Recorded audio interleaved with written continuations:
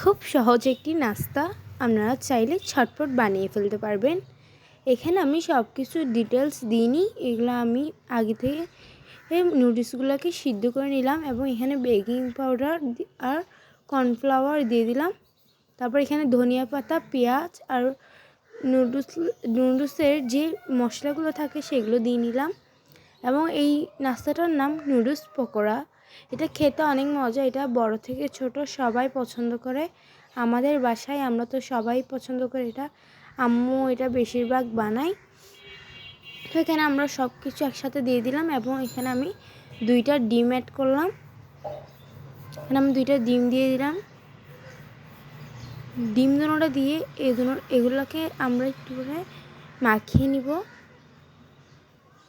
এগুলোকে আমরা ভালো করে মাখিয়ে নিব এবং এই যে আমরা এই নুডলসগুলোকে আগে থেকে সিদ্ধ করে রেখেছিলাম সেটা আমি আবার একটু দেখিয়ে দিলাম। তারপর এখানে আমরা পরিমাণ মতো লবণ দিয়ে দিচ্ছি, আপনারা আপনাদের পরিমাণ মতো দিয়ে দিবেন।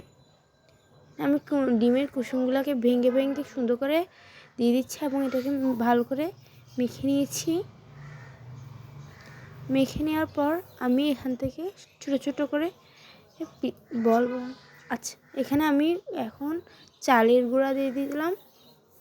চালের গুঁড়া দিয়েও এখানে আবার ভালো করে মেখে নিতে হবে যাতে এটা ফুল মিশে যায় এবং কোনো দানা দানা ভাব না থাকে। এখানে সব ভালো মতো মিশিয়ে নিলাম আমি।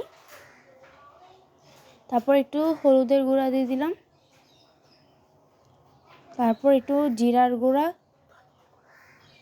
ধনিয়ার গুঁড়া,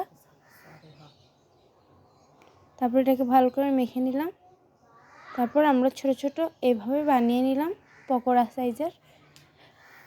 এরকম করে আমরা অনেকগুলোই বানিয়ে নিলাম। এটা খেতে অনেক মজা হয়েছে, আমাদের কাছে অনেক ভালো লাগে। ধন্যবাদ। আসসালামু আলাইকুম।